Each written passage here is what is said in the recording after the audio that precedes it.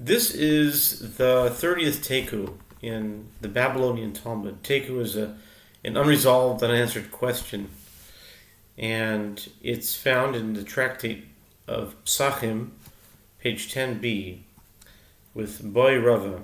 Rava raised a dilemma. Kikar b'shmei Korah, tzarech sulam l'harida, o ein tzarech. Mi amrinan kuli hai lo atrachuhu rabbanan, kevan de lo nachis minavshe, lo ate lemechle, o dilma zimnin dinafal ve'ate lemechla.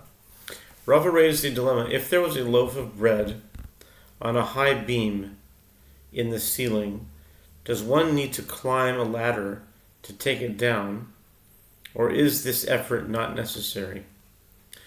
Do we say, the sages did not obligate one to exert himself that much in his search for leaven, and since the loaf of bread will not fall on its own, he will not come to eat it? Or perhaps it can be claimed that sometimes the loaf may fall and he will come to eat it, as objects placed high up occasionally drop.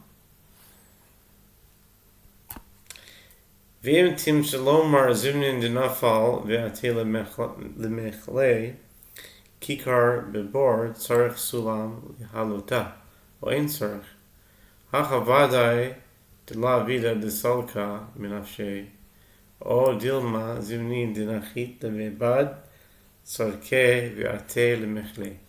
And if you say, with regard to a loaf of bread on a beam, sometimes it will fall and he will come to eat it, in a case where the loaf was in a pit, does one need to use a ladder to bring it up? Or is this effort not necessary? The Gemara explains the two sides of the dilemma. Here, the loaf will certainly not come up on its own, and one can therefore let it remain where it is. Or perhaps there is still concern that sometimes he might go down into the pit to perform some requirement of his, and he will come to eat it. Im tim salomar zimnin dinachis de tzorche v'aseh lemechle kikar befi nachash tzarech chabar lotzi o ein tzarech. The Gemara continues to discuss the various permutations of this case. And if you say that sometimes one goes down into the pit for some requirement of his, and he will come to eat it, with regard to a loaf that was in the mouth of a snake, is it necessary for him to bring a snake charmer to take the loaf out of the snake's mouth? Or is this effort not necessary?